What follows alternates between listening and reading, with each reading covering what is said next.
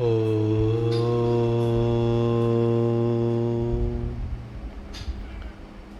ശ്രീനാരായണ പരമഗുരവേ നമഃ. ഓം യദ്ദർശനം നിഖിലദുഃഖഹരം പവിത്രം യത്പാദപങ്കജരജാംസ്യഘനാശകാനി ധാത്രീ പുമർത്തനിജയസ്യ ച യത്കൃപാശ്രീനാരായണം മുനിവരം തമഹം നമാമി. എല്ലാവർക്കും നമസ്കാരം. നമ്മളുടെ 200ാമത്തെ ക്ലാസ്സിലേക്ക്, 200ാമത്തെ ദിവസത്തേക്ക് എല്ലാവരെയും സന്തോഷപൂർവ്വം സ്വാഗതം ചെയ്യാണ്. നമ്മളുടെ ഗുരുവിൻ്റെ ദർശനത്തെ ഈ ഒരു പ്രത്യേക പ്രതിസന്ധി ഘട്ടത്തിൽ ആയിരക്കണക്കിന് ഭക്തന്മാർക്കും ശിഷ്യന്മാർക്കും ആശ്വാസം പകരുവാനും അതോടൊപ്പം തന്നെ ഓരോരുത്തർക്കും അവരവരുടെ ഉള്ളിലേക്ക് തിരിഞ്ഞു നോക്കി വെറും ഒരു ഭക്തനിൽ നിന്ന് ഒരു ശിഷ്യൻ്റെ തലത്തിലേക്ക് ഉയരുവാനുള്ള അവസരം പരമഗുരു നമ്മൾക്കെല്ലാവർക്കും നൽകിയിരിക്കുകയാണ്. അതിനുള്ള ഒരു സുവർണ അവസരം തന്നെയായിരുന്നു ഈ കോവിഡ് കാലഘട്ടം.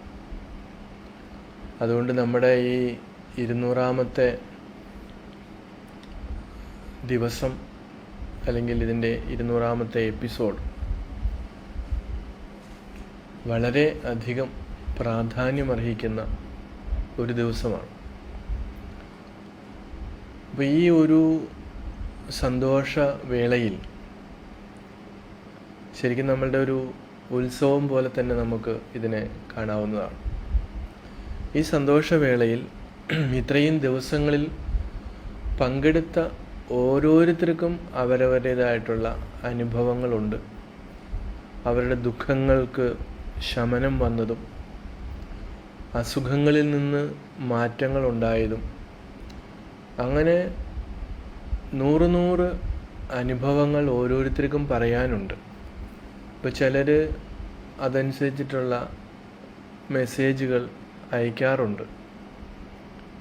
അതിൽ ഏറ്റവും പ്രധാനപ്പെട്ട ഒരു മെസ്സേജ് ഈ അവസരത്തിൽ ആദ്യം നമുക്കൊന്ന് വായിക്കാം, എന്നിട്ട് നമുക്ക് മറ്റ് കാര്യങ്ങളിലേക്ക് കടക്കാമെന്നാണ് വിചാരിക്കുന്നത്. അദ്ദേഹത്തിൻ്റെ വാക്കുകൾ ഇപ്രകാരമാണ്: ഭഗവാന്റെ കൃപയാൽ ഭൂരിഭാഗം ക്ലാസ്സും പങ്കെടുക്കാൻ സാധിച്ചു. സ്വാമിക്ക് പ്രണാമം. ആത്മോപദേശ ശതകം എല്ലാ ക്ലാസ്സും പങ്കെടുത്തു. എൻ്റെ സ്ഥലം പത്തനംതിട്ടയാണ്. 38 വയസ്സുള്ള ഗവൺമെൻറ് ഹയർ സെക്കൻഡറി സ്കൂൾ അധ്യാപകനാണ്. ഈ കോവിഡ് കാലത്തിന് മുമ്പുള്ള എൻ്റെ സ്വഭാവം പെട്ടെന്ന് ദേഷ്യം ഉള്ളതായിരുന്നു. കുട്ടികളെ നന്നായി വഴക്ക് പറയും. പിശുക്ക് വളരെ കൂടുതലാണ്. ഭക്ഷണം കഴിക്കാൻ മീൻകറി നിർബന്ധം. നെറ്റ് പരീക്ഷ എഴുതി കോളേജിൽ ജോലി ചെയ്ത് വലിയ തോതിൽ വരുമാനം വേണം ഒക്കെ ആയിരുന്നു. എന്നാൽ ഇപ്പോൾ എൻ്റെ ദേഷ്യം കുറഞ്ഞതായി കുട്ടികളും സഹ അധ്യാപകരും പറയുന്നു. ശവക്കറി വേണമെന്ന് നിർബന്ധമില്ല. ധാരാളം പേർക്ക് ദാനം ചെയ്തു. ഇപ്പോൾ ലഭിക്കുന്ന വരുമാനം കൊണ്ട് പൂർണ്ണ സന്തുഷ്ടനാണ്. ജീവിതത്തിൽ ഓട്ടം കുറച്ച് ശാന്തമായി ജീവിക്കാൻ പഠിച്ചു. എല്ലാം ഗുരുകൃപയാൽ. ഇതിനെല്ലാം ഒരു കോവിഡ് വേണ്ടി വന്നു എന്ന് മാത്രം. എല്ലാത്തിനും ഇടയാക്കിയത് ഭഗവാന്റെ കൃപയും സ്വാമിയുടെ പ്രയത്നവും. പ്രണാമങ്ങൾ സ്വാമി. അടുത്ത കൃതി ദൈവദശം എടുക്കണേ എന്നുകൂടി അദ്ദേഹത്തിൻ്റെ ഒരു കുറിപ്പ് കൂടി അതിനകത്തുണ്ട്. തീർച്ചയായിട്ടും ഞാൻ മുൻപ് സൂചിപ്പിച്ച പോലെയാണ്, നമ്മൾക്ക് ഓരോരുത്തർക്കും ഓരോ രീതിയിലുള്ള അനുഭവങ്ങളാണ് ഉണ്ടായത്. ഞാൻ പലപ്പോഴും സൂചിപ്പിക്കാറുള്ള പോലെ തന്നെ അവനവനിലേക്ക് ആരുടെയും നിർബന്ധമില്ലാതെ പരമഗുരുവിൻ്റെ നിർദ്ദേശങ്ങൾ വെച്ച് നമ്മൾ നോക്കുമ്പോൾ അവിടെയാണ് സ്വാഭാവികമായിട്ടുള്ള മാറ്റങ്ങൾ ഉണ്ടാകുന്നത്. അതിനാരും നമ്മളെ വടിയെടുക്കുന്നില്ല, ആരും നമ്മളെ കണ്ണുരുട്ടി പേടിപ്പിക്കുന്നില്ല, ആരും വിശ്വാസത്തിൻ്റെ പേരിൽ ഭയപ്പെടുത്തുന്നില്ല. ഇങ്ങനെയുള്ള സദ്ഗുണങ്ങൾ, നല്ല സ്വഭാവം ഒക്കെ നമ്മളിലേക്ക് എത്തിക്കുക എന്നുള്ളത് പരമഗുരുവിൻ്റെ ജീവിത ദൗത്യമായിരുന്നു. അങ്ങനെ എത്രയോ പേരാണ് ഈ ദിവസങ്ങളിൽ മാറിയിരിക്കുന്നത്. അതുകൊണ്ട് എല്ലാവരും പരമഗുരുവിനോടാണ് കടപ്പെട്ടിരിക്കുന്നത്. ഞാൻ ഇതിനകത്തൊരു നിമിത്തം മാത്രമേ ആകുന്നുള്ളൂ. എനിക്ക് പ്രത്യേകിച്ച് അതിനകത്ത് യാതൊരു റോളും ഇല്ല. കാരണം ഇത് എൻ്റെയൊക്കെ കർമ്മത്തിൻ്റെ, അല്ലെങ്കിൽ നമ്മൾ ഗുരുവിന് ചെയ്യുന്ന സേവയിൽ പെട്ട കാര്യമാണ്. അതുകൊണ്ട് ഇങ്ങനെ ഒരു അവസരം ഗുരു നൽകിയത് തന്നെ എന്തോ പൂർവജന്മ സുകൃതം കൊണ്ട് മാത്രമാണ്. അതുകൊണ്ട് നിങ്ങൾക്കും അതുപോലെയുള്ള സുകൃതം ഉള്ളതുകൊണ്ട് തന്നെ ഇത്രയും ദിവസം, 200 ദിവസമെന്ന് പറയുന്നത് ഒരു ചില്ലറ കാര്യമൊന്നുമല്ല. ഒരുപക്ഷെ നമ്മുടെ ഇത്രയും വലിയ ജീവിതത്തിൽ പ്രായമുള്ളവരുൾപ്പെടെ പ്രായം കുറഞ്ഞവരുൾപ്പെടെ എത്രയോ ആയിരക്കണക്കിന് പേരാണ് ഈ 200 ദിവസം തുടർച്ചയായിട്ട് ഈ ക്ലാസ് കേട്ടുകൊണ്ടിരിക്കുന്നത്. അപ്പോൾ അതെല്ലാം വലിയ ഒരു പുണ്യം തന്നെയാണ്. അതോടൊപ്പം ഗുരുവിൻ്റെ അനുഗ്രഹത്തിന് പാത്രീഭൂതരായവരുമാണ്. അതുകൊണ്ട് നമ്മൾ അഹങ്കാരികളായിട്ട് പോകരുത്. ഞാൻ ഇത്രയും ദിവസമൊക്കെ ക്ലാസ് കേട്ടു. ചിലപ്പോൾ നമ്മളിങ്ങനെ അടുത്തുള്ളവരോട് പറയും, കൂട്ടുകാരോടൊക്കെ പറയും, നിനക്കത് പറ്റിയില്ലല്ലോ. അങ്ങനെ നിനക്ക് പറ്റിയില്ലല്ലോ, എനിക്ക് പറ്റിയെന്ന് പറയുമ്പോൾ അത് അഹങ്കാരത്തിൻ്റെ ഭാഷയാണ്. അങ്ങനെയല്ല, നമ്മൾ ഓരോരുത്തരെയും അതിനകത്തേക്ക് പറഞ്ഞ് മനസ്സിലാക്കിക്കുക. അതാണ് നമ്മൾ ചെയ്യേണ്ട ഒരു കാര്യം. അതോടൊപ്പം തന്നെ നമ്മൾ പല സന്ദർഭങ്ങളിലും പല കാര്യങ്ങളും എടുത്തെടുത്ത് പറഞ്ഞിട്ടുണ്ടെങ്കിലും വീണ്ടും സംശയങ്ങളും ഭയവും ഒക്കെ വരുന്ന ചില കാര്യങ്ങളുണ്ട്. അതിലൊരു പ്രധാനപ്പെട്ട കാര്യം മരണാനന്തര കാര്യവുമായി ബന്ധപ്പെട്ടതാണ്. മരിച്ചു പോകുമ്പോൾ അതിനകത്ത് കരിനാളുണ്ടെന്നും അതുപോലെ ദോഷമുണ്ടെന്നും, പിന്നെ ചിലർ മരിച്ചു കഴിഞ്ഞിട്ട് അവരുടെ ചിതാഭസ്മം കൊണ്ടുപോയി ഒഴുക്കുവാനായിട്ട് സാധിക്കാത്ത ചില ആളുകളുണ്ട്. പ്രത്യേകിച്ച് ഈ കോവിഡ് വന്നതോടുകൂടി അവർക്ക് ഉദ്ദേശിച്ച സമയത്ത് കൊണ്ടുപോയി ഒഴുക്കാൻ പറ്റിയിട്ടില്ല. പക്ഷെ ആ പാവങ്ങൾക്ക് ഇപ്പോഴും ഒരു ഭയമുണ്ട്. നമ്മുടെ ചുറ്റുപാടും പലരും പറഞ്ഞ് ഭയപ്പെടുത്തിയിട്ടുണ്ട്. ഈ ചിതാഭസ്മം അവിടെ ഇരിക്കുന്നത് കൊണ്ട്, വീട്ടിലിരിക്കുന്നത് കൊണ്ട് ക്ഷേത്രങ്ങളിൽ പോകാൻ പാടില്ല, ഗുരു മന്ദിരങ്ങളിൽ പോകാൻ പാടില്ല എന്നൊക്കെ ആരൊക്കെയോ പറഞ്ഞു കൊടുത്തിട്ടുണ്ട്. അതുകൊണ്ട് ഭയപ്പെട്ട് വീട്ടിലിരിക്കുന്ന ആളുകളുമുണ്ട്. തീർച്ചയായിട്ടും അങ്ങനെ ഒരു ഭയത്തിൻ്റെ ആവശ്യമില്ല.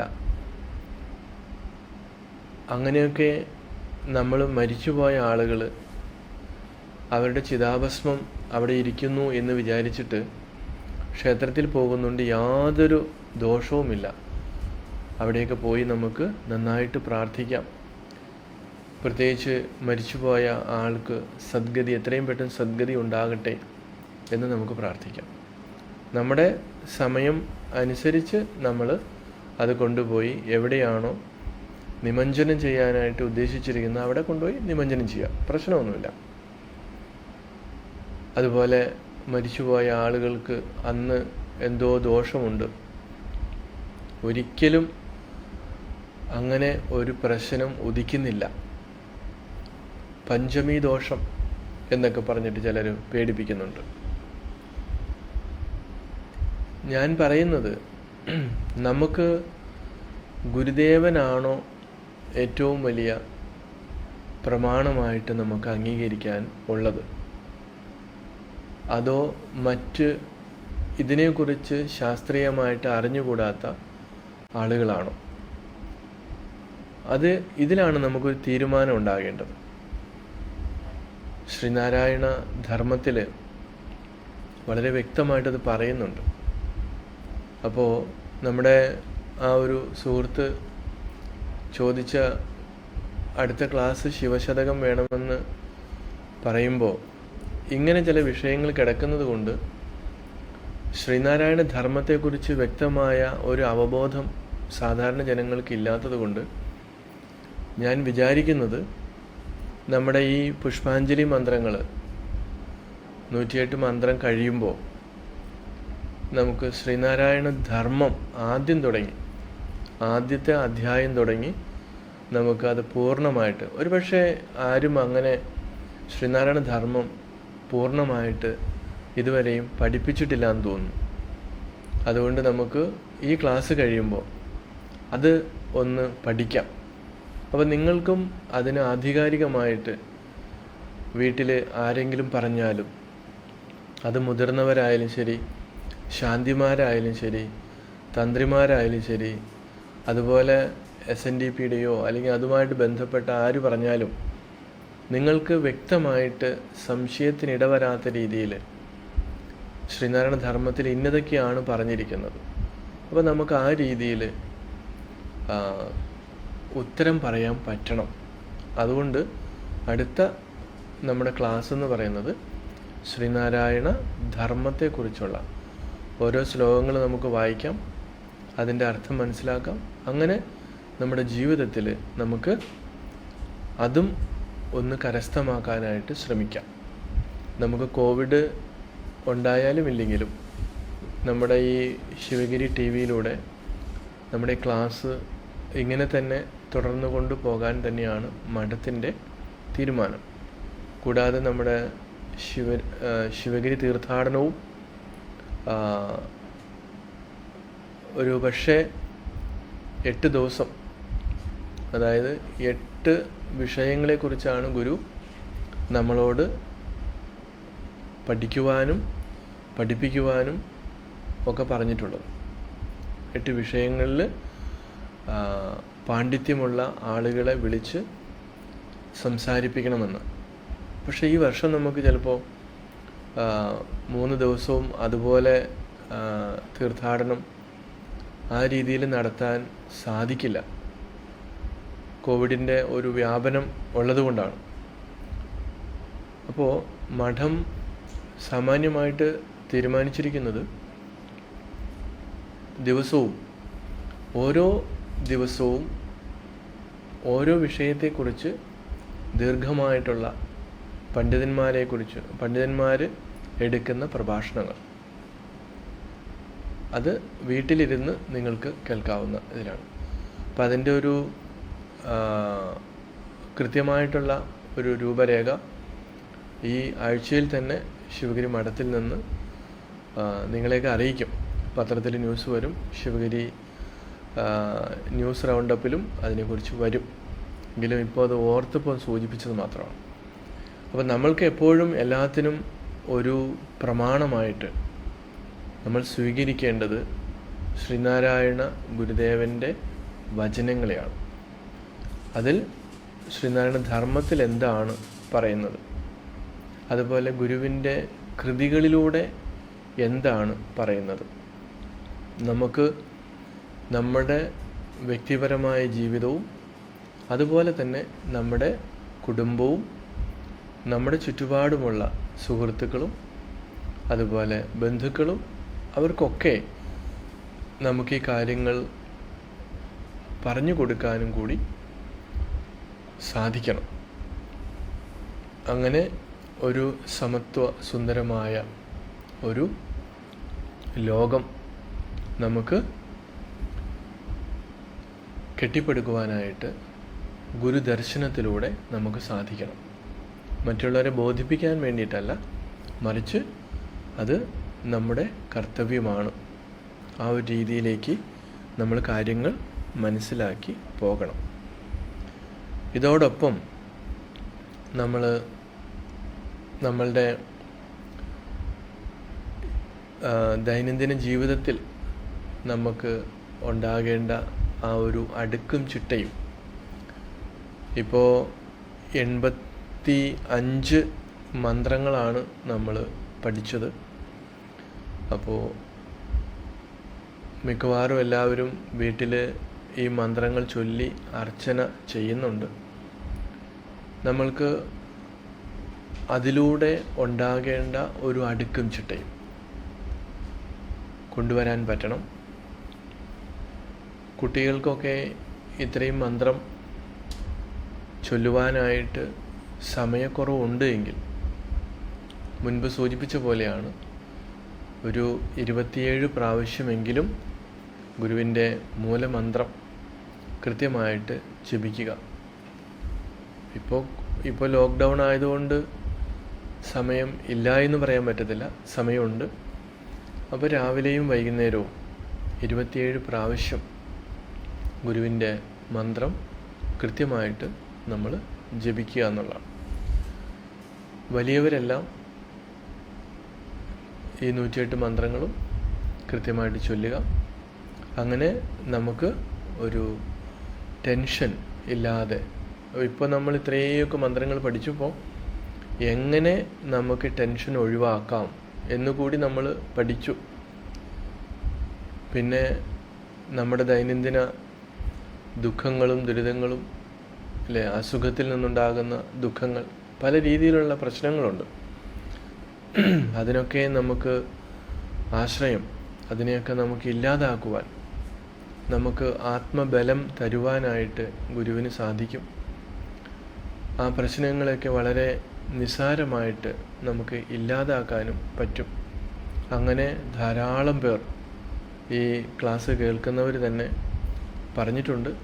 അപ്പോൾ അതൊക്കെ അവരവരുടെ എന്താണ് പറയുന്നത്, വ്യക്തിപരമായിട്ടുള്ള ഒരു സ്വകാര്യ അഹങ്കാരമെന്ന് വേണമെങ്കിൽ പറയാം. അവരവർക്ക് ഇതിൽ നിന്ന് കിട്ടുന്ന ആ ഒരു സുഖവും സംതൃപ്തിയും അതുപോലെ ആശ്വാസവും ഒക്കെ, അപ്പോൾ അതൊക്കെ വാക്കുകൾ കൊണ്ട് പറഞ്ഞറിയിക്കുവാനായിട്ട് സാധിക്കാത്ത കാര്യങ്ങളാണ്. അപ്പോൾ ഇവിടെ അടുത്ത മന്ത്രത്തിലേക്ക്, 86-ാമത്തെ മന്ത്രം, നമ്മൾ അതിനകത്തേക്ക് പ്രവേശിക്കുമ്പോൾ ഓം നിധിധ്യാസിതവ്യായ നമഃ എന്ന് പറയണം. നിധിധ്യാസിതം, ഇവിടെ നിധിധ്യാസനം. നിങ്ങൾ പലപ്പോഴും കേട്ടിട്ടുണ്ടാവാം, ശ്രവണം, മനനം, നിധിധ്യാസനം. ഈ 3 വാക്കുകൾ അദ്വൈത വേദാന്തം പഠിക്കുന്നവർ, ഉപനിഷത്ത് പഠിക്കുന്നവർ, ഗുരുവിൻ്റെ കൃതികൾ പഠിക്കുന്നവർ, അതായത് ആധ്യാത്മിക ശാസ്ത്രങ്ങൾ പഠിക്കുന്ന എല്ലാവരും കേട്ടിട്ടുള്ള വളരെ പ്രധാനപ്പെട്ട 3 വാക്കുകളാണ്. ശ്രവണം, കേൾക്കുക. മനനം, മനനം ചെയ്യുക. കാണാതെ പഠിക്കുക എന്നുള്ളതല്ല ഇവിടെ മനനം കൊണ്ട് ഉദ്ദേശിക്കുന്നത്. വിശകലനം ചെയ്യുക. അപ്പം എന്തിനെക്കുറിച്ചാണ് ശ്രവിക്കേണ്ടത്? ഉപനിഷത്തിൻ്റെ ഏറ്റവും പ്രധാനപ്പെട്ട സംഭവം ശ്രവണം, ശ്രുതി എന്ന് പറയും. എന്താണ്? കേട്ട് കേട്ട് പഠിക്കുന്നതാണ് ശ്രുതി. ഉപനിഷത്തുകൾ, അങ്ങനൊരു പേരുണ്ട് അതിന്. അപ്പോൾ ഗുരു ശിഷ്യനോട് പറഞ്ഞു കൊടുത്ത് ആണ് പഠിപ്പിക്കുന്നത്, എഴുതി കൊടുത്തല്ല പഠിപ്പിക്കുന്നത്. പണ്ട് അങ്ങനെ എഴുത്ത് ഭാഷയും ഇല്ലായിരുന്നു. ആ സമയത്ത് അതെല്ലാം ശിഷ്യനോട് പറഞ്ഞു കൊടുക്കുകയായിരുന്നു. അങ്ങനെയാണ് അത് കേട്ട് കേട്ട് പഠിച്ചതുകൊണ്ടാണ് ശ്രുതി എന്ന് വന്നത്. ആ കേൾവി, ശ്രവണം ശരിയായ രീതിയിൽ നമ്മൾ കേൾക്കണമെന്നാണ്. അങ്ങനെ വരുമ്പോഴേ കേൾവി ആകുന്നുള്ളൂ. അതായത് അവിടെ ശ്രദ്ധ ഉണ്ടാകണം. ശ്രദ്ധയെക്കുറിച്ച് നമ്മൾ മുൻപ് സൂചിപ്പിച്ചിട്ടുണ്ട്. ഗുരുവിൻ്റെ വാക്കിലും അതുപോലെ ഉപനിഷത്തിൻ്റെ ആ ശാസ്ത്രത്തിൽ ഉണ്ടാകുന്ന സത്യബുദ്ധി. ശാസ്ത്രസ്യ ഗുരുവാക്യസ്യ സത്യബുദ്ധി അവധാരണ സാ ശ്രദ്ധ. അങ്ങനെ ആ ശ്രദ്ധയുള്ളവന് മാത്രമാണ് ശ്രവണം നടക്കുന്നത്. അതല്ലെങ്കിൽ ഇപ്പോൾ എത്രയോ പേര് തത്വമസി കേട്ടിട്ടുണ്ട് അല്ലേ? ഇപ്പോൾ ശബരിമലയുമായിട്ടൊക്കെ ബന്ധപ്പെട്ടാണ് നമ്മൾ ഭൂരിഭാഗം ആളുകളും തത്വമസി എന്ന് കേട്ടിട്ടുള്ളത്. ശബരിമലയ്ക്ക് പോയിട്ടുള്ള 18-ാം പടി കയറി അവിടെ ചെന്നിട്ടുള്ള ആളുകൾ കാണുന്നുണ്ട്. അവിടെ വലിയ അക്ഷരത്തിൽ തത്വമസി എന്ന് എഴുതി വച്ചിട്ടുണ്ട്. അത് നമ്മൾ കണ്ടിട്ടുണ്ട്. നമ്മൾ അതിനെക്കുറിച്ച് അങ്ങനെ കേട്ടിട്ടുണ്ട്. ആൾക്കാർ പറയുന്നത് കേട്ടിട്ടുണ്ട്. നമ്മൾ ചൊല്ലുമ്പോഴും അത് കേൾക്കും. പക്ഷേ ശ്രവണം, ഉപനിഷത്ത് പറയുന്ന ആ ശ്രവണം അവിടെ നടന്നോ എന്ന് ചോദിച്ചാൽ നടന്നിട്ടില്ല. കാരണം അത് നീയാണ്, തത് അത് എന്ന് പറയുമ്പോൾ ത്വം അസി, നീ ആകുന്നു എന്ന് പറഞ്ഞാൽ നമ്മൾ എന്താ മനസ്സിലാക്കിയത്? നമ്മുടെ ഈ പ്രപഞ്ചം, ഈ ജഗത്ത്, ഇത് ഏതിൽ നിന്നാണോ ഉണ്ടായത്, ഏതിലാണോ നിലനിൽക്കുന്നത്, ഏതൊന്നുകൊണ്ടാണോ അത് പരിപാലിക്കപ്പെടുന്നത്, ആ സദ്വസ്തുവിനെയാണ് തത് എന്ന് പറയുന്നത്. അത് എന്നുള്ള വാക്കുകൊണ്ട് മഹർഷി സൂചിപ്പിക്കുന്നത്. അങ്ങനെ ഒരു വിശാലമായിട്ടുള്ള പരബ്രഹ്മത്തെക്കുറിച്ച്, പരമ്പൊരുളിനെക്കുറിച്ച്, ചൈതന്യത്തെക്കുറിച്ച് ഈ ലക്ഷക്കണക്കിന് പോകുന്ന ആളുകൾ ആ രീതിയിൽ അത് മനസ്സിലാക്കിയോ? 41 ദിവസം വ്രതമെടുത്ത് പോകുന്ന എത്രയോ ആയിരക്കണക്കിന് ലക്ഷക്കണക്കിന് ഭക്തന്മാരുണ്ട്. അവർ ഈ രീതിയിലാണോ അത് മനസ്സിലാക്കിയത്? കല്ലും മുള്ളും കാലുക്ക് മെത്തൈ എന്ന് പറയുന്നു. പക്ഷേ ഉപനിഷത്ത് പറയുന്ന രീതിയിൽ അതാരും മനസ്സിലാക്കിയിട്ടില്ല. കുറേ ആചാരങ്ങൾ, കുറേ അനുഷ്ഠാനങ്ങൾ. ഈ 41 ദിവസം വ്രതം എടുക്കുന്ന ആളുകൾ തണുപ്പാണെങ്കിലും പച്ചവെള്ളത്തിൽ കുളിക്കും. 41 ദിവസം അവർ മത്സ്യമാംസാദികൾ കഴിക്കാറില്ല, മെത്തയിൽ കിടന്നുറങ്ങാറില്ല, വെറും പായല കിടന്നുറങ്ങുന്നത്. പോണ വഴിയിൽ എവിടെയെങ്കിലുമൊക്കെ കിടന്നുറങ്ങും, കറുത്ത മുണ്ടുടുക്കും, ഒരു പ്രശ്നവുമില്ല. പക്ഷെ 41 ദിവസം കഴിയുമ്പോൾ ശങ്കരൻ വീണ്ടും തെങ്ങുമ്മ തന്നെയാണ് അല്ലേ? എത്രയോ ഭക്തന്മാരാണ്. എന്തുകൊണ്ടാണ് അങ്ങനെ ഒരു പ്രശ്നം? 41 ദിവസം ആർക്കും യാതൊരു ജലദോഷം പോലും വരുന്നില്ല. അല്ലാത്ത സമയത്താണെങ്കിൽ തണുത്ത വെള്ളം കാണുമ്പോഴേ പനി, ജലദോഷമൊക്കെ പിടിക്കും. തണുപ്പ് തോന്നും. പക്ഷെ ആ സമയത്ത് ഈ വക പ്രശ്നങ്ങളൊന്നുമില്ല. എന്തുകൊണ്ടാണ്? അവിടെ നമുക്ക് ഒരു ശ്രദ്ധ, ശബരിമലയ്ക്ക് പോകണം. അതിന് ചിലപ്പോൾ നമുക്ക് ചില ലക്ഷ്യങ്ങളുണ്ടാവാം. എൻ്റെ ബിസിനസ് നല്ലതാകണം, അതല്ലെങ്കിൽ അതുമായിട്ട് ബന്ധപ്പെട്ട ഓരോരോ നമ്മുടെ ആഗ്രഹങ്ങൾ സാധിക്കാൻ വേണ്ടിയിട്ടാണ് 99.25% ആളുകളും പോകുന്നത്. ശിവഗിരി തീർത്ഥാടനത്തിനും അങ്ങനെ തന്നെയാണ്, വ്യത്യാസമൊന്നുമില്ല.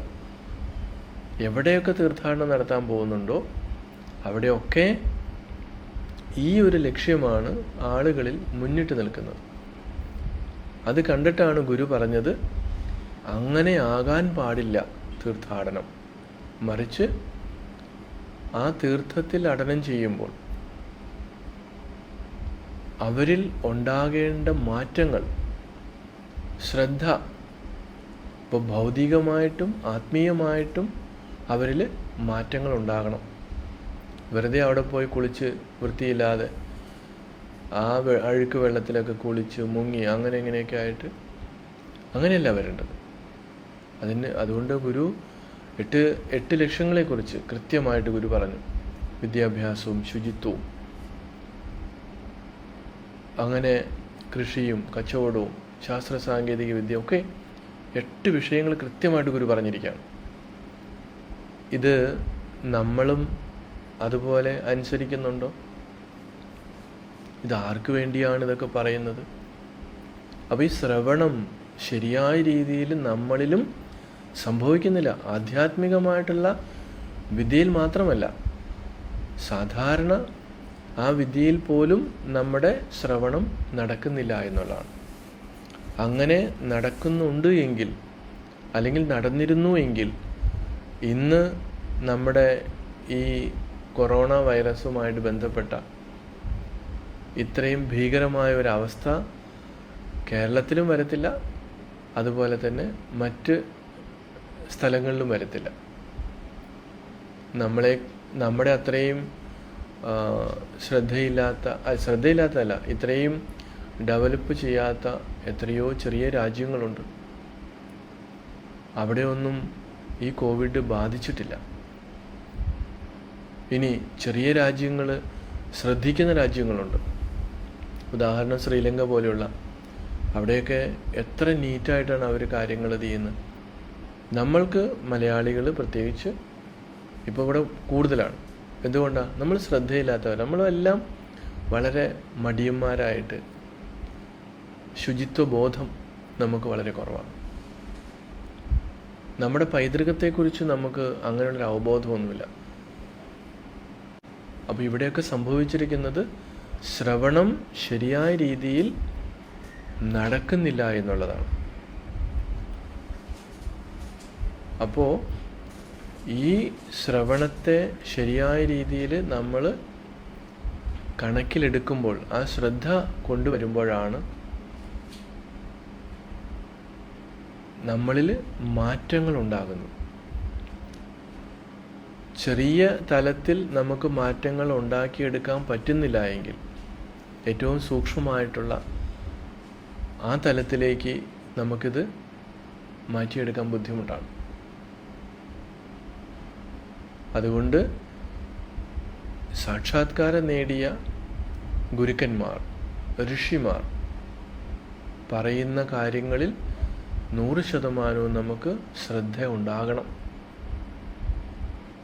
അങ്ങനെ വരുമ്പോൾ തത് എന്നുള്ളത് എന്താണെന്ന് നമുക്ക് മനസ്സിലാക്കാൻ പറ്റും. അങ്ങനെ വരുമ്പോൾ എന്താണ്? ത്വം, നീ എന്ന് പറയുന്നത് നമ്മുടെ ഓരോരുത്തരുടെയും ഉള്ളിൽ കുടികൊള്ളുന്ന ചൈതന്യത്തെയാണ്. ആ ചൈതന്യം തന്നെയാണ് ഇവിടെ എല്ലാ സ്ഥലത്തും നിറഞ്ഞു നിൽക്കുന്നത്, തിങ്ങി നിറഞ്ഞു നിൽക്കുകയാണ്. അകവും പുറവും തിങ്ങി നിറഞ്ഞു നിൽക്കുന്ന മഹിമാവാർന്ന നിൻ പദം എന്ന് പറയുന്നത് ഈ പരമ്പൊരുൾ തന്നെയാണ് നമ്മുടെ ഓരോരുത്തരുടെയും ഉള്ളിൽ കുടികൊണ്ടിരിക്കുന്നത്. അതില്ലാത്ത സ്ഥലമൊന്നുമില്ല. അങ്ങനെയുള്ള ഒരു അവബോധത്തിലേക്ക് നമ്മൾ വളരണം, അല്ലെങ്കിൽ ഉണരണം. അതായിരുന്നു ഗുരു ആത്യന്തികമായിട്ട് ആഗ്രഹിച്ചത്. ഈ ഒരു ശ്രവണം നമ്മളിൽ ഉത്തമമായിട്ടുള്ള വ്യക്തികളിലേക്ക് സംഭവിക്കുമ്പോൾ അടുത്ത പടി അത് ഉടനെ സംഭവിക്കുന്നതാണ്. ഏത്? മനനം. തത്വമസി അത് നീയാണ് എന്ന് ഗുരു പറയുന്ന അതേ സമയത്ത് തന്നെ ആ ഉത്തമനായിട്ടുള്ള ശിഷ്യനിൽ അത് എന്താണ്? അഹം ബ്രഹ്മാസ്മി എന്നുള്ള മനനം അല്ലെങ്കിൽ ആ വിശകലനം സംഭവിച്ച് അവൻ സാക്ഷാത്കരിക്കുകയാണ്. അതാണ് ഇത്. 3 വാക്കുകൾ തമ്മിൽ ബന്ധപ്പെട്ട് കിടക്കുന്നതാണ്. ഒന്ന് കഴിഞ്ഞ് പിന്നൊരു സമയത്ത് സംഭവിക്കുന്നതല്ല അടുത്തത്, ഒരേ സമയത്ത് സംഭവിക്കേണ്ടതാണ്. പക്ഷേ നമ്മൾ ഭൂരിഭാഗം ആളുകളും വിചാരിച്ചിരിക്കുന്നത് ഈ ശ്രവണം കഴിഞ്ഞ് കുറേ നാൾ കഴിയുമ്പോൾ നമ്മളിത് മനനം ചെയ്ത് പിന്നെ എന്ത് ചെയ്യണം? നിധിധ്യാസനം. നിധിധ്യാസനത്തിൽ എന്താണ്? അതവിടെ വലിയ വേറെ പ്രോസസ്സൊന്നും നടക്കുന്നില്ല. കാരണം ഈ ശ്രവണത്തിലൂടെയും മനനത്തിലൂടെയും നമ്മൾ സാക്ഷാത്കരിക്കുന്നത് എന്തിനെയാണ്? പരബ്രഹ്മത്തെയാണ്. അത് നീ ആകുന്നു എന്ന് പറയുമ്പോൾ അത് ഞാൻ തന്നെയാണ് എന്ന് സാക്ഷാത്കരിക്കുകയാണ് നിധ്യാസനത്തിലൂടെ. ഇപ്പോൾ ശ്രീനാരായണ ഗുരുദേവൻ അങ്ങനെ ആ പരമ്പൊരുൾ തന്നെയാണ് എന്ന് നമുക്ക് ബോധ്യം വരുമ്പോൾ എന്ത് സംഭവിക്കുകയാണ്? നിധിധ്യാസിതവ്യനാണ് ഗുരു. ശ്രീനാരായണ ഗുരുദേവൻ പരമ്പൊരുൾ തന്നെയാണ്. അതുകൊണ്ട് നിധിധ്യാസനം ചെയ്യേണ്ട ആ പരമ്പൊരുൾ തന്നെയാണ് എന്നാണ് നമ്മൾ മനസ്സിലാക്കേണ്ടത്. ഞാൻ അതുകൊണ്ടാണ് ഇത്രയും കാര്യങ്ങൾ ഈ രീതിയിൽ സൂചിപ്പിച്ചത്. അപ്പം നിധിധ്യാസനം ചെയ്യേണ്ടതാണ് ഗുരുവിനെ എന്ന് പറയുമ്പോൾ നമുക്കത് പെട്ടെന്ന് മനസ്സിലാകത്തില്ല. അപ്പോൾ ശ്രവണ മനന നിധിധ്യാസനങ്ങളിലൂടെ ആണ് ഈ പരമ്പൊരുളിനെ നമ്മൾ സാക്ഷാത്കരിക്കേണ്ടത് എന്ന് ഉപനിഷത്ത് പറയുന്നു. അങ്ങനെ പറയുമ്പോൾ ശ്രീനാരായണ ഗുരുദേവൻ പരമ്പൊരുൾ സാക്ഷാത്കാരം നേടിയ പരമ്പൊരുളാണ്, പരബ്രഹ്മസ്വരൂപനാണ്. എന്തുകൊണ്ടും 100% 200% നമ്മൾ ഇങ്ങനെയുള്ള മഹാത്മാവിനെയാണ് പൂജിക്കേണ്ടത്. ആളുകൾ പറയുന്ന ആൾ ദൈവവുമായിട്ട് ഇതിന് ബന്ധമൊന്നുമില്ല. കുറേ നിരീശ്വരവാദികളും യുക്തിവാദികളും പുരോഗമനവാദികളുമായിട്ടുള്ള കുറേ ആളുകൾ ഈ ആൾ ദൈവങ്ങളെക്കുറിച്ച് വലിയ ചർച്ച നടക്കുന്നുണ്ട്. ആ ആൾ ദൈവവും ശ്രീനാരായണ ഗുരുദേവനും തമ്മിൽ യാതൊരു ബന്ധമില്ല. കാരണം അവർ പറയുന്ന ആൾ ദൈവങ്ങൾ ഒരുപാട് തട്ടിപ്പുകളും വെട്ടിപ്പുകളും നടത്തുന്നവരാണ്. എന്തുകൊണ്ടാണ് അത് അങ്ങനെ സംഭവിക്കുന്നത്? ഈ അറിവ്, ഈ ശ്രവണ മനന നിധിധ്യാസനം നമ്മളിൽ ഇല്ലാത്തത് കൊണ്ടാണ് അങ്ങനെയുള്ള കുട്ടികുരുക്കന്മാർ ഒക്കെ നടക്കുന്നത്. അവർ ആൾ ദൈവമൊന്നുമല്ല, കുട്ടികുരുക്കന്മാരാണ്. അപ്പോൾ നമ്മളും അതുപോലെ പോയി ഈ ചതിക്കുഴിയിൽ വീഴാതിരിക്കണമെങ്കിൽ ഋഷിമാർ പറഞ്ഞ ആ കാര്യങ്ങൾ വ്യക്തമായിട്ട് നമ്മൾ പഠിച്ചിരിക്കണം. അങ്ങനെ നമ്മൾ പഠിക്കാതെ വന്നതുകൊണ്ടാണ് എത്രയോ 100 കണക്കിന് വർഷങ്ങളായി ഈ ഒരു ജനതയെ അടിമത്വത്തിൽ, ഇന്നും ഒരുപാട് ലക്ഷക്കണക്കിന് കോടിക്കണക്കിന് ജനങ്ങൾ അടിമത്വത്തിൽ കഴിയുന്നുണ്ട് എല്ലാ രാജ്യങ്ങളിലും. ഇവിടെ മാത്രമല്ല, അറിവില്ലായ്മയിൽ ആരൊക്കെയാണോ, അന്ധമായിട്ടുള്ള വിശ്വാസത്തിൽ ആരൊക്കെയാണോ കഴിയുന്നത് അവരൊക്കെ ഇന്നും അടിമകൾ തന്നെയാണ്. ഈ അടിമത്വത്തിൽ നിന്നാണ് നമ്മൾ ഉണരേണ്ടത്. അതിനുള്ള പോംവഴിയാണ് ഗുരു പറയുന്നത്, വിദ്യ കൊണ്ട് നിങ്ങൾ സ്വതന്ത്രരാകണം എന്ന്. ആ വിദ്യ കൊണ്ട് സ്വതന്ത്രരാകാനായിട്ട് നമുക്ക് സാധിച്ചിട്ടില്ല. ബാഹ്യമായിട്ട് കുറേ എന്തൊക്കെയോ സംഭവിച്ചു. ഇപ്പോൾ ഇന്ത്യക്ക് സ്വാതന്ത്ര്യം ലഭിച്ചു എന്ന് നമ്മൾ പറയുന്നു, അല്ലെങ്കിൽ നമ്മൾക്ക് സ്വാതന്ത്ര്യം ലഭിച്ചു എന്ന് നമ്മൾ പറയുന്നു. സത്യത്തിൽ എന്തിൽ നിന്നാണ് നമ്മൾ സ്വതന്ത്രരായത്? നമ്മൾ ഒന്നിൽ നിന്നും സ്വതന്ത്രരായിട്ടില്ല. നമുക്ക് കൊച്ചു കൊച്ചു പ്രശ്നങ്ങൾ വരുമ്പോൾ പോലും നമ്മൾ ടെൻഷനിലാണ്. അതിൽ നിന്ന് നമുക്ക് വെളിയിൽ വരാൻ പറ്റുന്നില്ല. അവിടെ പലരും മദ്യത്തിനും മയക്കുമരുന്നിനും അല്ലെങ്കിൽ അങ്ങനെയുള്ള ഓരോരോ കാര്യങ്ങളിലേക്ക് അവർ ഇങ്ങനെ മനസ്സിനെ തിരിച്ചുവിട്ട് വീണ്ടും അടിമത്തത്തിലേക്ക് പോവുകയാണ്. ഇനിയോ വിദ്യാഭ്യാസമുള്ളവർക്ക് പോലും അവരവരുടെ ഒരു ലോകത്ത് അടിമകളായിട്ട് കഴിയുകയാണ്. ഇതിൽ നിന്ന് വെളിയിൽ വരാൻ പറ്റണ്ടേ? ആധ്യാത്മികതയുടെ പേര് പറഞ്ഞിട്ട് ആചാരങ്ങളും അനുഷ്ഠാനങ്ങളിലും പെട്ട് അവർ കഴിയുന്ന എത്രയോ പേരുണ്ട്. മുൻപ് നമ്മൾ സൂചിപ്പിച്ച പോലെയാണ്, മരണാനന്തര കാര്യങ്ങളിൽ പോലും നമുക്ക് അതിൽ നിന്ന് വെളിയിൽ വരാൻ പറ്റുന്നില്ല. എന്തുകൊണ്ടാണ്? ഈ ഒരു വിദ്യ ഓരോരുത്തരിലേക്കും എത്തിയിട്ടില്ല. അരുവിപ്പുറത്ത് ഗുരു പ്രതിഷ്ഠ നടത്തിയതിന് ശേഷം ആദ്യമുണ്ടാക്കിയത് വിദ്യാലയമാണ്. ആ വിദ്യാലയത്തിലൂടെ ഗുരു ലക്ഷ്യം വെച്ചതും നമ്മളുടെ ഭൗതികമായിട്ടുള്ള സാഹചര്യങ്ങൾ മാത്രമല്ല, ഭൗതികമായിട്ടുള്ള വിദ്യ മാത്രമല്ല, മറിച്ച് അവനവൻ്റെ ഉള്ളിൽ കിടക്കുന്ന ചീത്തയായിട്ടുള്ള ഈ അന്ധമായിട്ടുള്ള വിശ്വാസങ്ങൾ, ആചാര അനുഷ്ഠാനങ്ങളിലൊക്കെ പെട്ടുകിടക്കുന്നതിനൊക്കെ നമ്മൾ വെളിയിൽ തൂക്കി എടുത്ത് കളയാൻ പറ്റണം. നമുക്ക് ആ ധൈര്യം ഇന്നും വന്നിട്ടില്ല എന്നുള്ളതാണ്. അതുകൊണ്ടാണ് ഭൗതിക വിദ്യ നേടുന്നവർ പോലും ആധ്യാത്മികമായിട്ടുള്ള ചില കാര്യങ്ങൾ പറഞ്ഞ് നമ്മളെ മറ്റുള്ളവർ പറ്റിക്കുന്നത്. അങ്ങനൊരു അവസ്ഥ വരാതിരിക്കാൻ ശരിയായ ശാസ്ത്രജ്ഞാനം, ദൈവദശകം നമ്മൾ ദിവസവും ചൊല്ലിയത് കൊണ്ട് മാത്രം കാര്യമില്ല. ആത്മോപദേശ ശതകം ദിവസം ചൊല്ലിയത് കൊണ്ട് കാര്യമില്ല. ഗുരുവിൻ്റെ പുഷ്പാഞ്ജലി മന്ത്രങ്ങൾ ദിവസം ചൊല്ലിയത് കൊണ്ട് മാത്രം കാര്യമില്ല. നമ്മളിൽ ആന്തരികമായിട്ടുള്ള ഒരു പരിവർത്തനം, ആന്തരികമായിട്ടുള്ള വിപ്ലവം ഉണ്ടാകണം. ബാഹ്യമായിട്ടുള്ള വിപ്ലവമല്ല ശരിക്കുള്ള വിപ്ലവം എന്ന് പറയുന്നത്, ആന്തരികമായിട്ടുള്ള വിപ്ലവമാണ്. അത് നമ്മുടെ ബുദ്ധിയെയും മനസ്സിനെയും വികലമാക്കുന്ന വിപ്ലവമാകാൻ പാടില്ല. അതിനൊക്കെ ഒരുപാട് സൂക്ഷ്മമായിട്ടുള്ള ചിന്തകൾ, ഒന്നിനെയും ആശ്രയിക്കാത്ത ഏതെങ്കിലും വിശ്വാസത്തിൽ അധിഷ്ഠിതമായിട്ടുള്ള ചിന്തയാകാൻ പാടില്ല. അതിനേറ്റവും ഉദാത്തമായിട്ടുള്ള ചിന്താലോകമാണ് ശ്രീനാരായണ ഗുരുദേവൻ ലോകത്തിന് വേണ്ടി തുറന്നു നൽകിയത്. അതിൻ്റെ അടുത്തേക്ക് പോലും ഇന്നും ആളുകൾക്ക് എത്താൻ പറ്റിയിട്ടില്ല എന്നുള്ളത് ഒരു സത്യമാണ്. അപ്പോൾ അങ്ങനെ നമ്മൾക്ക് വെറുതെ പൂജിക്കാനല്ല, മറിച്ച് ആ സാക്ഷാത്കാരത്തിൽ നമുക്ക് നേടേണ്ടതായിട്ടുള്ള ആ ചൈതന്യം തന്നെയാണ് ഗുരു എന്നുള്ള ആ ബോധത്തിലേക്ക്, അല്ലെങ്കിൽ ആ ചൈതന്യം തന്നെയാണ് എന്ന ബോധത്തോടു കൂടിയായിരിക്കണം നമ്മൾ ഗുരുവിനെ പൂജിക്കേണ്ടത്. ഒരു പുഷ്പമെടുത്ത് അർച്ചിക്കുമ്പോൾ ഈ ഒരു അർത്ഥം നമ്മുടെ ഹൃദയത്തിലേക്ക് കടന്നു വരുന്നുണ്ടോ? ഒരുപക്ഷെ അത് യാന്ത്രികമായിട്ട് നമ്മൾ ചെയ്തിട്ടുണ്ടാവാം ഇതുവരെ.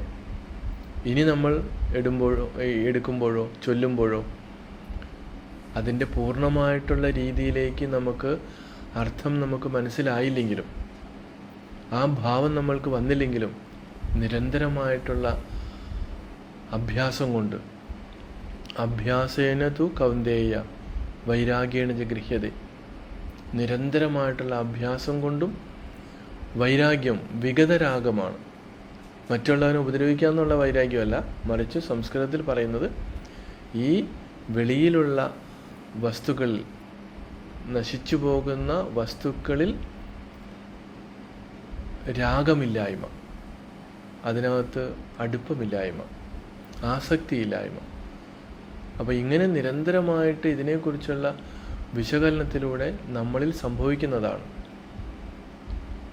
ഇത് രണ്ടും ഉണ്ടെങ്കിൽ മാത്രമേ നമുക്ക് ഒരു നിമിഷത്തിൽ അല്ലെങ്കിൽ ഒരു സുപ്രഭാതത്തിൽ നമുക്ക് ആ ഒരു അറിവിൻ്റെ നിറവിലേക്ക് ഉണരുവാനായിട്ട് സാധിക്കും. ബുദ്ധനൊക്കെ അങ്ങനെയായിരുന്നു. ബുദ്ധൻ കഠിനമായിട്ടുള്ള തപസ്സിലേക്ക് ആദ്യം പോയി. അപ്പോൾ ശരീരമൊക്കെ വല്ലാത്ത രീതിയിൽ ശുഷ്കിച്ചു പോയി. ബുദ്ധന് മനസ്സിലായി അങ്ങനെ അന്ധമായിട്ടുള്ള ഒരു തപശ്ചര്യ കൊണ്ട് സാക്ഷാത്കാരം ഉണ്ടാകില്ല. അങ്ങനെയാണ് ബുദ്ധൻ മധ്യപന്ഥാവ്, ഇതിൻ്റെ ഇടയ്ക്കുള്ള ഒരു ഇത്.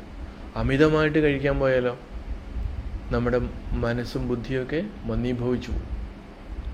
തമോ ഗുണം കൂടും, നമുക്ക് ഉറക്കം കൂടും. ഉറക്കം കൂടിക്കഴിഞ്ഞാൽ നമുക്ക് നടക്കത്തില്ല. അപ്പോൾ ഒരു വിദ്യാർത്ഥിയുടെ ലക്ഷണം പറയുമ്പോഴും പറയാറുണ്ട്, അല്പാഹാരം, ജീർണവസ്ത്രം, അതുപോലെ ഭഗധ്യാനം, പിന്നെ ശുനകൻ്റെ ഉറക്കം. ഈ കാര്യങ്ങൾ ഏതത് വിദ്യാർത്ഥി ലക്ഷണം എന്ന് പറയും. ശുനകൻ, നായി, അതിൻ്റെ ഉറക്കം എന്ന് പറയുന്നത് ഉറക്കമല്ല എന്ന ഉറക്കമാണ്. ഒരു ചെറിയ അനക്കം പോലും അത് തിരിച്ചറിയും. അതിൻ്റെ അർത്ഥം ശരിക്കും വിദ്യാർത്ഥി, പഠിക്കുന്നവൻ ബോധമില്ലാതെ കിടന്ന് ഉറങ്ങരുതെന്ന് പറയും. കാരണം അത്ര ഡീപ്പ് സ്ലീപ്പ് അവന് പറഞ്ഞിട്ടുള്ളതല്ല. ബഗൻ, കൊക്ക് ധ്യാനിക്കുന്ന പോലെ അല്ലേ? കൊക്ക് ഇങ്ങനെ വളരെ കണ്ണടച്ചിങ്ങനെ വെള്ളത്തിലിരിക്കുന്ന കാണാം. ഒരു ധ്യാനം പോലെയാണത്. പക്ഷേ വെള്ളത്തിൽ ഒരു ചെറിയ മീനിൻ്റെ ചലനം വന്നാൽ ആ സെക്കൻഡ് അത് പിടിച്ചിരിക്കും. അവിടെ ശ്രദ്ധ. അപ്പോൾ നമുക്ക് ഇങ്ങനെയുള്ള വിദ്യാർത്ഥി എന്ന് പറയുന്നത് നമുക്ക് സ്കൂളിൽ പഠിക്കുന്ന, കോളേജിൽ പഠിക്കുന്നവർ മാത്രമല്ല, ഈ രീതിയിൽ പഠിക്കുന്നവരും വിദ്യാർത്ഥികളാണ്. അല്പാഹാരം, കുറച്ച് ആഹാരം മതി. ജീർണ വസ്ത്രം, എന്താണ്, വസ്ത്രത്തിലും മറ്റു കാര്യങ്ങളിലൊക്കെ നമ്മൾ ഒരുപാട് ശ്രദ്ധിക്കാൻ പോകുന്നവരുടെ ഒരു ദോഷമെന്ന് പറയുന്നത് അവർ ശരീരാഭിമാനികളായിരിക്കും. അപ്പോൾ നമ്മൾ വലിയൊരു കാര്യത്തിലേക്കാണ് നമ്മൾ ശ്രദ്ധിക്കുന്നതെങ്കിൽ ഈ ബാഹ്യമായിട്ടുള്ള കാര്യങ്ങൾ, ഇങ്ങനെയുള്ള കാര്യങ്ങൾ നമ്മൾ വേണ്ടത്ര ശ്രദ്ധ കൊടുക്കാറില്ല, നമുക്ക് പറ്റില്ല. അതുകൊണ്ടാണ് സന്യാസിമാരോ അല്ലെങ്കിൽ ആധ്യാത്മികമായിട്ട് പോകുന്നവർ, സന്യാസിമാരെന്ന് മാത്രമല്ല, പ്രത്യേകിച്ച് ആധ്യാത്മികമായിട്ട് പോകുന്ന ആളുകൾ വസ്ത്രധാരണത്തിലോ അവരുടെ മുടിയോ അല്ലെങ്കിൽ അങ്ങനെയുള്ള കാര്യങ്ങളിലൊന്നും അവരത്ര ശ്രദ്ധിക്കാതെ അലക്ഷ്യമായിട്ടൊക്കെ നടക്കുന്നത്. അവർക്ക് ഉള്ളിൽ വേറെ വലിയ കാര്യങ്ങളാണ് അവർ ചെയ്യുന്നത്. അപ്പോൾ ബാഹ്യമായിട്ടുള്ള അങ്ങനെയുള്ള കാര്യങ്ങളിൽ കൂടുതൽ ശ്രദ്ധിക്കുന്നവർ, അപ്പോൾ അവരെയൊക്കെ നമ്മൾ മനസ്സിലാക്കിക്കൊള്ളണം. എങ്ങനെയാണ് ബാഹ്യമായിട്ടുള്ള വ്യവഹാരത്തിൽ മനസ്സ് കൂടുതൽ വ്യാപരിക്കുന്നുണ്ട് എങ്കിൽ തീർച്ചയായിട്ടും അങ്ങനെയുള്ളവർക്ക് ആധ്യാത്മികമായിട്ടുള്ള സൂക്ഷ്മമായിട്ടുള്ള തലത്തിലേക്ക് കൂടുതൽ ആഴ്ന്നിറങ്ങാനായിട്ട് സാധിക്കില്ല എന്നുകൂടി തിരിച്ചറിയാം. അപ്പം നമ്മളുടെ ഓരോരുത്തരുടെയും കാര്യമാണ്, മറ്റുള്ളവരിലേക്ക് നമ്മൾ കൂടുതൽ നോക്കേണ്ട ആവശ്യമില്ല. അപ്പം അങ്ങനെ ശ്രീനാരായണ ഗുരുദേവനെ നിധിധ്യാസിതവ്യായ നമഃ എന്ന് പറഞ്ഞ് നമ്മൾ പൂജിക്കുമ്പോൾ ഗുരുവിൻ്റെ തപസ്സും ആ തപസ്സിൻ്റെ സമയത്തുണ്ടായിരുന്ന ബാഹ്യമായിട്ടുള്ള മറ്റു ചേഷ്ടകളുമൊക്കെ പലപ്പോഴും പലർക്കും അതിശയമായിട്ടിരുന്നിട്ടുണ്ട്. ഗുരു ആ സമയത്തൊക്കെ എന്താണ് കഴിച്ചിരുന്നത്? ഗുരുവിൻ്റെ വളരെ ശോഷിച്ച ഫോട്ടോ ഒക്കെ നമുക്ക് കിട്ടിയിട്ടുണ്ട്. വളരെ എല്ലും തോലുമായിട്ടിങ്ങനെ ഗുരു വളരെ ക്ഷീണിതനായിട്ട് തപസ് ചെയ്ത കാലത്തെ പടം. അപ്പോൾ പലർക്കും അന്നേരം എന്തുകൊണ്ടാണ് അങ്ങനെ? ഒന്ന് ഞാൻ മുൻപ് സൂചിപ്പിച്ച പോലെയാണ്, ഭക്ഷണമല്ല, ശരീരത്തെ നിലനിർത്തുക എന്നുള്ളതല്ല അപ്പോഴത്തെ ആവശ്യം, മറിച്ച് ഈ സാക്ഷാത്കാരമാണ്. തൻ്റെ ഉള്ളിൽ ആ ഉണ്ടായ, കാരണം ഈശ്വരൻ ഉണ്ടോ ഇല്ലയോ, ഉപനിഷത്ത് പറയുന്ന രീതിയിൽ തത്വമസി എന്ന് പറയുമ്പോൾ അത് അഹം ബ്രഹ്മാസ്മി എന്ന് സാക്ഷാത്കരിക്കുവാൻ, അത് വെറും ബുദ്ധി കൊണ്ട് മാത്രം പറ്റുന്നൊരു കാര്യമല്ല. അതിന് നമ്മൾ ഈ ഒരു ശ്രവണ മനന നിധിധ്യാസനത്തിൻ്റെ ആ പ്രക്രിയ അതിലേക്ക് ഏർപ്പെടുമ്പോൾ മറ്റെല്ലാം നമ്മൾ താൽക്കാലികമായിട്ട് വിട്ടുകളയും, നമ്മളത് മറന്നു പോകും. അതിനകത്ത് പറയത്തക്ക യാതൊരു പ്രാധാന്യവും ഉണ്ടാകുന്നില്ല എന്നുള്ളത്. അപ്പോൾ അത്രയും ഗൗരവമായി ആർക്കെങ്കിലും സാധനയൊക്കെ ചെയ്യാനായിട്ട് പറ്റുമോ എന്ന് ചോദിച്ചാൽ പറ്റും. പക്ഷേ വീട്ടിലിരുന്ന് ഈ കാര്യമൊന്നും നടക്കില്ല. അതുകൊണ്ടാണ് അങ്ങനെ സീരിയസ് ആയിട്ട് ഉള്ളിൽ ആ ഒരു വിരക്തി ഉണ്ടാകുന്നവർ വീട് വിട്ട് വനങ്ങളിലേക്കോ അല്ലെങ്കിൽ അതുപോലെ സാധന ചെയ്യാൻ പറ്റുന്ന സ്ഥലത്തേക്കോ അവർ ചേക്കേറുന്നത്.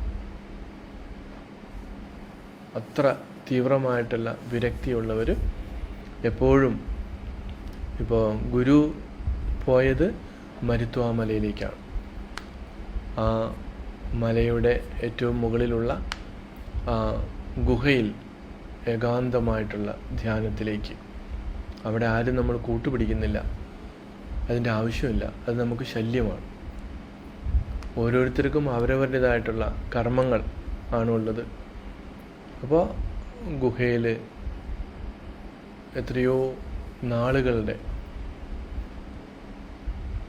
നിരന്തരമായിട്ടുള്ള ആ ഒരു തപസ്സിൻ്റെ തീവ്രതയിൽ അവർ കഴിയുകയാണ്. അവിടെയാണത് ഈ ഒരു മാറ്റം അല്ലെങ്കിൽ സാക്ഷാത്കാരം സംഭവിക്കുന്നത്. ചിലർ ഹിമാലയത്തിലേക്ക് പോകുന്നു. എല്ലാ സ്റ്റേറ്റിലും, ഇപ്പോൾ ആന്ധ്രയിലുണ്ട്. ഗുരുവിൻ്റെ തന്നെ ഒരു മലയാളി സ്വാമി എന്ന് പറയും, ശിഷ്യൻ അസംഗാനന്ദ സ്വാമികളാണ്. അദ്ദേഹം തിരുപ്പതി യിൽ പോകുന്ന വഴിക്ക് അവിടെ ഒരു ഗുഹയിൽ എത്രയോ വർഷം തപസ് ചെയ്തു. അങ്ങനെ തിരുപ്പതി ക്ഷേത്രത്തിൽ വരുന്ന ആളുകൾ വലിയൊരു വിഭാഗം സ്വാമിജിയെ കാണാൻ വേണ്ടി പോകാൻ തുടങ്ങി. അത് ക്ഷേത്രക്കാർക്ക് വലിയൊരു ഭീഷണി എന്നുള്ള രീതിയിലായിപ്പോയി. കാരണം വരുന്നവരെല്ലാം അങ്ങോട്ട് പോകാൻ തുടങ്ങി, സ്വാമിജീനെ കാണാൻ പോകാൻ തുടങ്ങി. അങ്ങനെ ക്ഷേത്രക്കാർ സ്വാമിജിയെ അവിടെ നിന്ന് പതിയെ പറഞ്ഞ് സ്വാമിനെ അവിടെ നിന്ന് മാറ്റി പിന്നെയാണ് ഏർപ്പേട് എന്ന് പറഞ്ഞ സ്ഥലത്തേക്ക് സ്വാമിജി മാറുന്നത്. അവിടെ ആശ്രമമൊക്കെ ഉണ്ട്, വലിയ ഇതിലേക്ക്. ആന്ധ്രയിൽ പിന്നെ സ്വാമിജി ഒരുപാട് ആ ഭാഷ പഠിച്ച് ഒരുപാട് പുസ്തകങ്ങൾ എഴുതി. അതുകൊണ്ട് ആന്ധ്രക്കാർക്ക് മലയാളി സ്വാമി എന്ന് പറഞ്ഞാൽ വലിയ കാര്യമാണ്. അപ്പം അങ്ങനെ ഗുരുവിൻ്റെ എത്രയോ ശിഷ്യന്മാർ ഗഹനമായിട്ടുള്ള തപസ്സിലേക്കൊക്കെ പോയിട്ടുണ്ട്. പലതും നമുക്ക് അറിഞ്ഞുകൂടാ. അപ്പോൾ ആർക്കെങ്കിലുമൊക്കെ ചെറുപ്പക്കാർക്ക് അങ്ങനെ ഒരു തീവ്രമായിട്ടുള്ള വൈരാഗ്യം, നൈമിഷികമായിട്ടുള്ള വൈരാഗ്യമല്ല, അത് മടിയന്മാർക്കുള്ള വൈരാഗ്യമല്ല, മറിച്ച് നല്ല വിവേകത്തിൽ നിന്നുണ്ടാകുന്ന വൈരാഗ്യം യുവജനങ്ങൾക്ക് ഉണ്ടാകുന്നുണ്ടെങ്കിൽ തീർച്ചയായിട്ടും നല്ല കാര്യമാണ്. അവർക്ക് പറ്റിയ സ്ഥലങ്ങളുണ്ട്.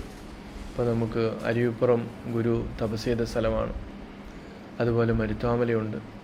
അങ്ങനെ നമുക്കും ഇഷ്ടംപോലെ സ്ഥലങ്ങളുണ്ട്. അവിടെയൊക്കെ തപസ് ചെയ്യാനൊക്കെ ആളുകൾക്ക് വരാം. അതൊരു വലിയ ഒരു കാര്യമാണെന്ന് കൂടി ഈ അവസരത്തിൽ ഓർമ്മിപ്പിക്കുകയാണ്. പിന്നെയോ, ഓം കാലത്രയ സമ്പൂർണായ നമഃ. 3 കാലങ്ങളാണ്. അപ്പോൾ ഈ കാലങ്ങളിൽ സമ്പൂർണനായിക്കൊണ്ട്, അല്ലെങ്കിൽ ഈ 3 കാലങ്ങളിലും പരിപൂർണനായി വിരാജിക്കുന്ന ആൾക്കായിക്കൊണ്ട് എൻ്റെ നമസ്കാരം എന്ന് പറയാം. ഭൂതം, ഭാവി, വർത്തമാനം, ഇതാണ് 3 കാലങ്ങൾ.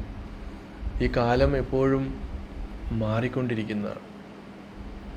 നമ്മൾ അതിനെക്കുറിച്ച് വിശകലനം ചെയ്തു വരുമ്പോഴാണ് അതിൻ്റെ നിരർത്ഥകത മനസ്സിലാകുന്നത്. എന്തായാലും ഇവിടെ ഈ 3 കാലങ്ങളിലും മാറ്റമില്ലാതെ നിലനിൽക്കുന്ന സമ്പൂർണനാണ്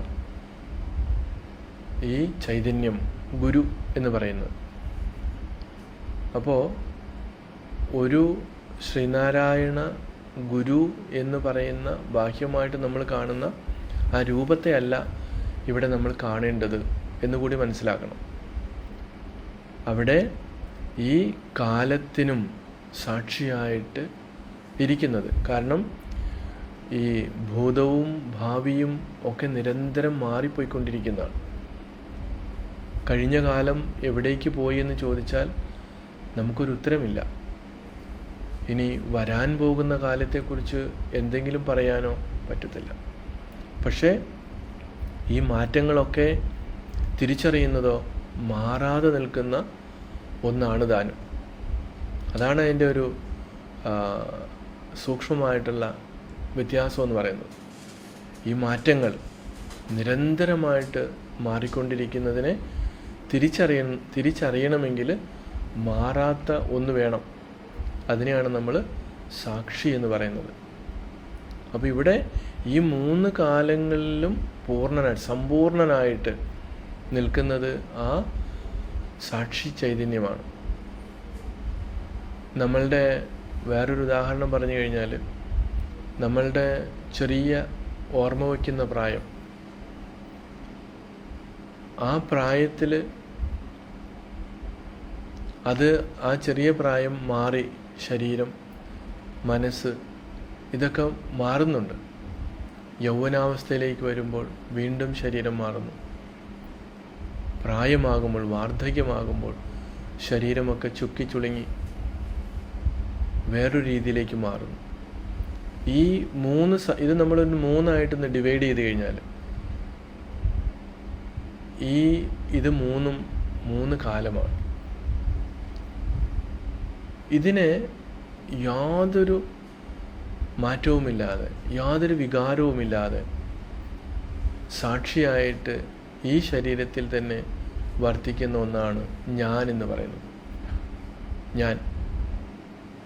പക്ഷേ ഞാനെന്ന് നമ്മൾ പറയുന്ന ഈ കൊച്ചു ഈഗോ അല്ല. നമ്മുടെ ഗാഠനിദ്രയിൽ ഈ മാറ്റങ്ങളെല്ലാം കണ്ടുകൊണ്ട് നിൽക്കുന്ന ചൈതന്യം. ഇത് ഒരു സമയത്തും ഈ കാലം അതിനെ സ്പർശിക്കുന്നില്ല. കാരണം കാലത്തിന് കൂടി വർക്ക് ചെയ്യണമെങ്കിൽ ഈ ചൈതന്യം അവിടെ ഉണ്ടാകണം. അതുകൊണ്ടാണ് അവിടെ സമ്പൂർണൻ എന്ന് പറയുന്നത്.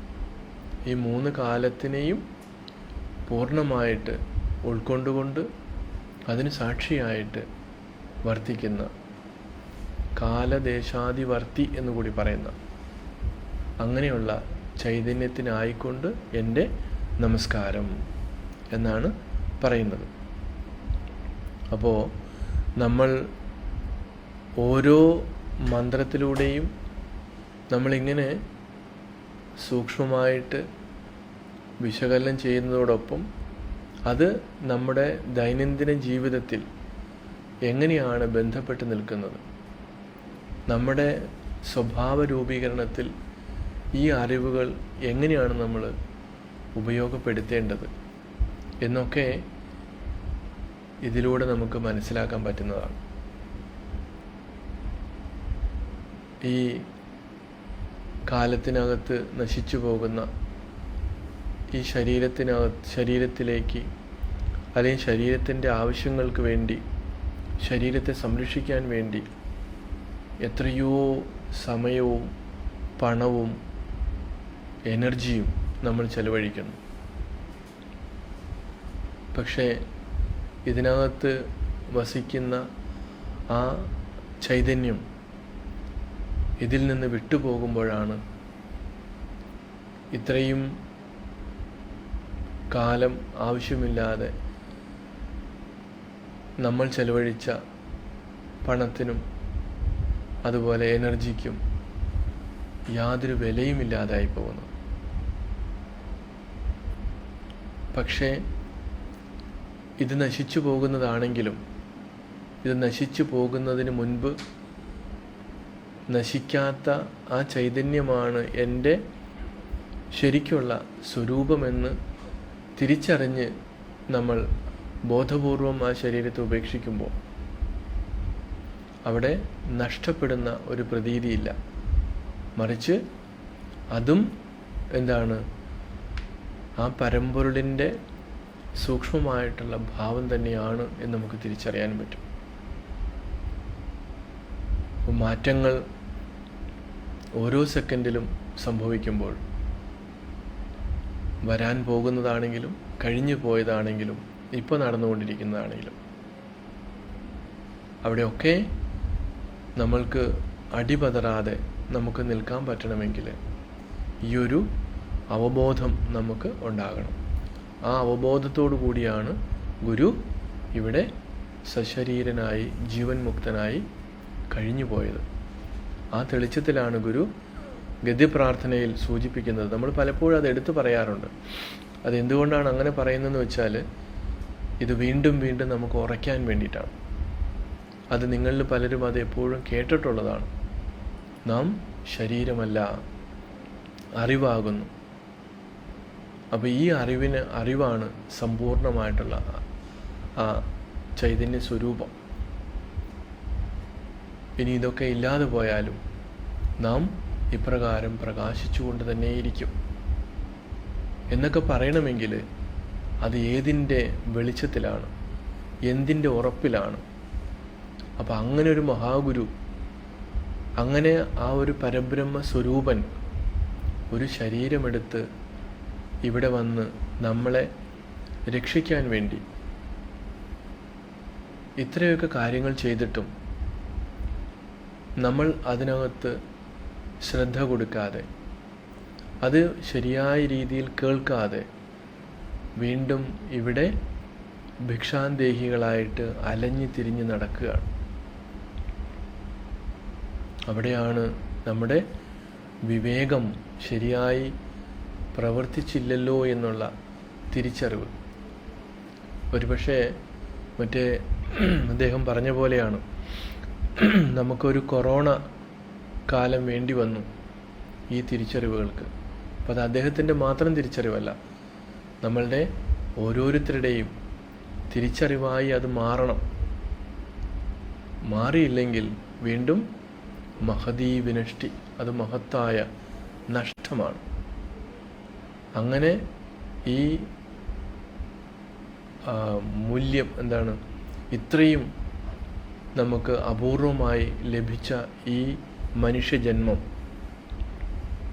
ഉപയോഗിക്കാൻ പറ്റാതെ നാളെ നമുക്ക് ഇതേപോലൊരു മാനസികാവസ്ഥ, അതായത് മരിച്ചു പോകുമ്പോൾ നമുക്ക് അങ്ങനെ ഒരു തെളിച്ചത്തോടു കൂടി മരിച്ചു പോയാൽ മാത്രമേ മനുഷ്യജന്മം അടുത്ത് കിട്ടത്തുള്ളൂ.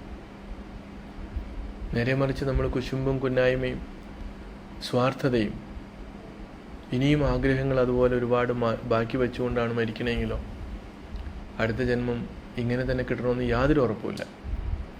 അതാണ് ഇങ്ങനെ ഒരു അപൂർവമായിട്ടുള്ള ഒരു മനുഷ്യജന്മം കിട്ടുകയും ഇതുപോലെ ശ്രീനാരായണ ഗുരുദേവനെ പോലെ ഏറ്റവും പൂർണ്ണനായ ഒരു ജ്ഞാനിയെ അല്ലെങ്കിൽ ആ കുലത്തിൽ വരുവാനും ആ ഗുരുവിൻ്റെ കൃതികളിലൂടെ അല്ലെങ്കിൽ നമുക്ക് ഗുരു നമ്മളെ ഉപദേശിച്ച ആ കാര്യങ്ങളിൽ നമ്മൾ ശ്രദ്ധയുള്ളവരായി നമുക്ക് മാറാനും സാധിച്ചില്ലെങ്കിൽ ഉണ്ടാകുന്ന തീരാനഷ്ടം, അതൊക്കെ വളരെ ഗൗരവമായിട്ട് തന്നെ ഓരോരുത്തരും കാണണം.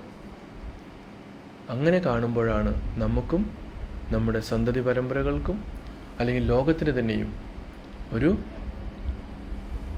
മുതൽക്കൂട്ടായി നമുക്ക് മാതൃകയായി മാറാനൊക്കെ സാധിക്കുകയുള്ളൂ. അതിനൊക്കെ സാധിക്കട്ടെ എന്നാണ് ഈ 200-ാമത്തെ ദിവസം നമുക്കെല്ലാവർക്കും ഓർക്കാനുള്ളത്, പ്രത്യേകിച്ച് നിങ്ങളെ ഓർമ്മിപ്പിക്കുവാനുള്ളത്. നമ്മളെല്ലാവരും ഓർമ്മിക്കേണ്ടതാണ്. പിന്നെ ഞാനതൊന്ന് എടുത്തു പറയുന്നെന്ന് മാത്രമേ ഉള്ളൂ. അതിന് നമുക്കെല്ലാവർക്കും കഴിയട്ടെ. പരമാവധി തമ്മിൽ എല്ലാവരോടും, ഇനിയും പലരും ഈ ശിവഗിരി ടി വിയെക്കുറിച്ച് അറിയാത്തവർ ഒരുപാട് പേരുണ്ട്. നമ്മൾ അവരോട് പറയുക, അവരും കേൾക്കട്ടെ, കാണട്ടെ. ഈ അമൃതം അല്ലേ, ഈ അമൃതം എല്ലാവർക്കും വേണ്ടിയിട്ടുള്ളതാണ്. അത് നമുക്ക് മാത്രമല്ല. അതുകൊണ്ട് അങ്ങനെ എല്ലാവരും ഉപനിഷത്ത് പറയുന്ന പോലെ തന്നെ അമൃതസ്യ പുത്രാഹ, നമ്മളെല്ലാം അമൃതത്വത്തിൻ്റെ പുത്രന്മാരാണ്. അങ്ങനെ നമ്മുടെ ജന്മം കൃതകൃത്യമാകുവാനായിട്ട് സാധിക്കട്ടെ എന്നുള്ള പ്രാർത്ഥനയോടുകൂടി നമുക്ക് ഇന്നത്തെ ഈ ക്ലാസ് ഇവിടെ നമുക്ക് സമാപിപ്പിക്കാം.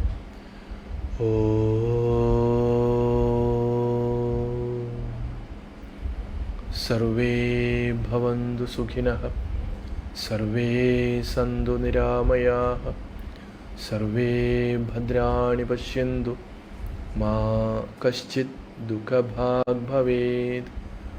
ഓം ശാന്തി ശാന്തി ശാന്തി. ഓം ശ്രീനാരായണ പരമഗുരവേ നമഃ.